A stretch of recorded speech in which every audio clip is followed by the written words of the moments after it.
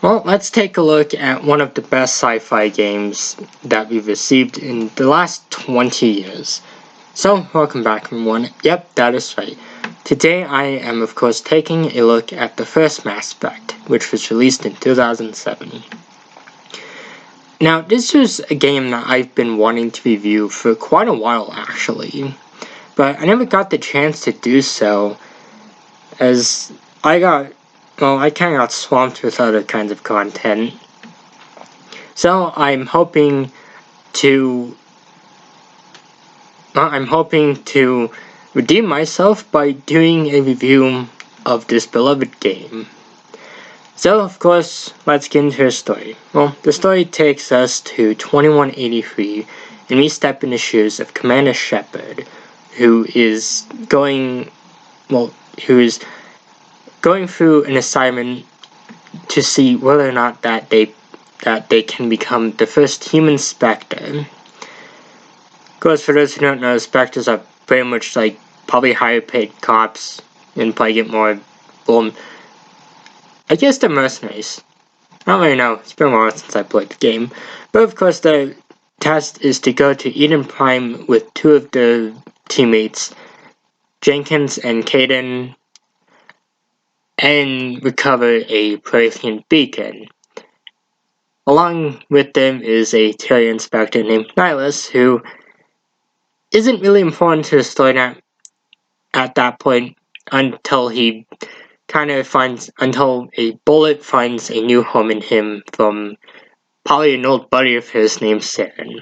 Of course, the mission goes wrong as a ship ends up attacking Eden Prime, resulting in a bunch of casualties, and was probably one of the worst characters in the series, Ashley, who is a space racist. And I know she gets better in the future games, but just wow, I can't be nice to them, huh? And of course, I'm kind of losing my train of thought, but yeah, so mission goes horribly wrong. Nihilus ends up dying, and the colony ends up almost being destroyed.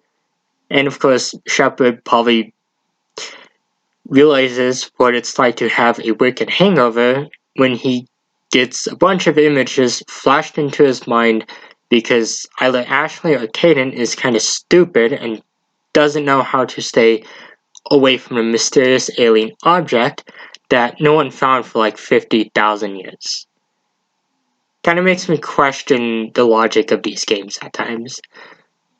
Okay, well, that's just me rambling on.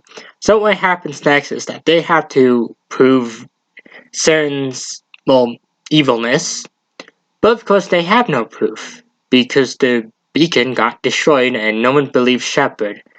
Yeah, this is a running theme. Like, really, the worst thing happens in the galaxy and they still don't believe Shepard. Actually, the worst thing happens three times in the galaxy, and they still don't believe in them. And this is like pretty much like the government of the entire galaxy. It's kind of sad. Okay, yeah, getting back onto the main story, they have to find proof that Saren isn't who the council thought he was. And of course that proof is delivered via Tali, a Quarian on her pilgrimage, Urdnot Rex, a Krogan bounty hunter, and Garrus Valkyrian, a former officer of CSEC who was, of course, investigating Saren. Of course, with the help of all three of them, we can prove that Saren is evil and that Shepard and Captain Anderson aren't just jealous of him. Of course, the council, doing a really horrendous job of not having him on the Citadel while he's being investigated, sends us to find him.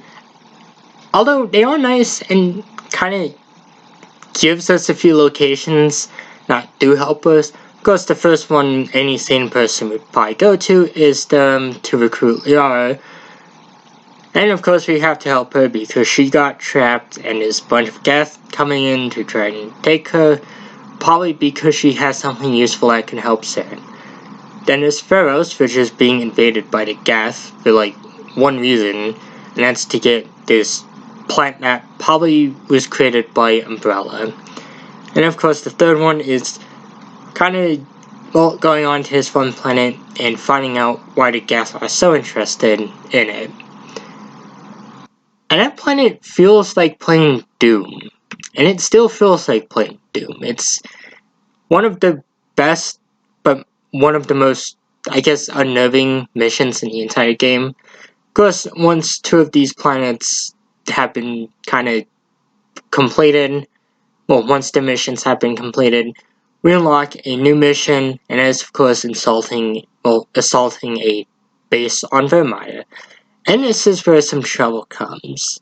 And where, if you don't do it right, you could potentially lose another teammate. Rex finds out that there's a facility on Virmire and it's cloning Krogan. He wants to keep the base up because his race is dying because of something called the genophage. For those who haven't played the game, the genophage was a disease created to sterilize Krogan because the Salarians and Tyrians kind of thought that the Krogan were getting a little too out of hand. Which they still act surprised that the Krogan hate them. It's like, yeah. Just like the Korean and the Geth. But of course, obviously, we have to destroy the base. But we also want to get Rex on a team. Now, obviously, I to like really get the best outcome, just get his family armor and have like a Paragon points or Renegade points up like to the maximum you can get them at the time. If not, Rex dies, and I didn't realize this until like after my first playthrough, and that might happen one of the reasons why I nuked Ashley. That, and also, I mean, she's kind of a space racist. I don't know why people defend her. I know she gets better in the subsequent games, but all I'm just saying is Kaden wasn't a horrible person from the beginning. Okay, yeah, that's just enough for me rambling. Yeah, so in Virmire, now everything goes wrong as usual, and we have to make a difficult choice, and that's either to leave Kaden or leave Ashley. Leaving any of them actually affects a romance option depending on the shepherd that you play as. If you're a female shepherd, it affects the romance with Kaden, but if you're a male shepherd, it affects the romance with Ashley, and it affects the romance with Kaden in Mass Effect 3 if he is left alive. And yeah, so I always leave Ashley. I only left Kaden once.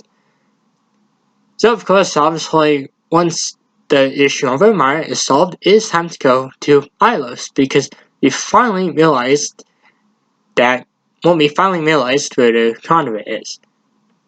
Only issue is that the council refuses to believe that CERN is a threat, as they believe he doesn't have anywhere else to run.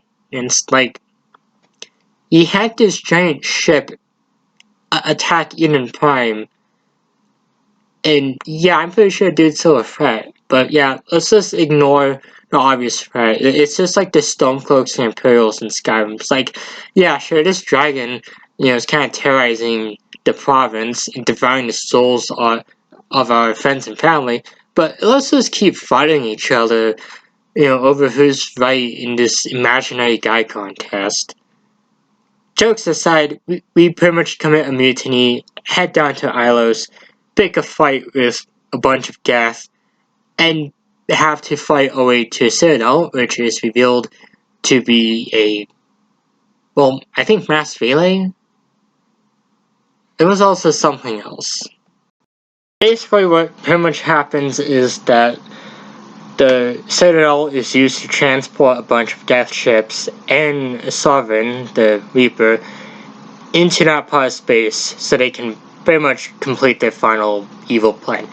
And I'm fairly certain that's probably what they were gonna do in 3, but probably just 2 years earlier. And of course, we fight them, and eventually comes to a decision to either spare or let the council die. letting a council die pretty much affects your Spectre status in the next two games. Letting them live kind of just upsets this one reporter that you can punch. I normally let them live. I don't know why. I mean, they never really help you out in the games. But honestly, letting them die just probably makes the galaxy. It probably just makes human relations with the various alien species even worse in this game. Oh yeah, and Sand dies. Then he comes back alive. Only thing this time is that he doesn't have 8 more lives, so it's not too difficult to put it down again. So that's Mass Effect. And it had 2 sequels, plus another game that everyone hated for some reason, and a rumored other game that apparently is being called Mass Effect 4, which I'm not even gonna try making that one sound like sense. I don't even know what I'm saying anymore. Okay, so what do I like about it, and what are my opinions on it? Honestly, it's a fun game. It's not the best game I've ever played, as combat is kind of weird. The sniper rifle sucks in the original version. Fortunately, they fixed it with the Legendary Edition, and also the Legendary Edition actually adds some of the DLC from the original one. So if you never got the chance to play the trilogy in its prime, the Legendary Edition is definitely the definitive edition of the game. But as for my thoughts on it, I really enjoyed the story. You know, it has a lot of likable characters in it, and honestly, for the first game in a trilogy, it's not bad. There are a few flaws, but I feel like the second and third one fix a lot of them. They definitely make characters a lot more interesting in the subsequent games, but it definitely was fun getting to explore various planets. Even if some of them could get tedious after a while, like the Turian insignia and the rare metals and certain other collectible things.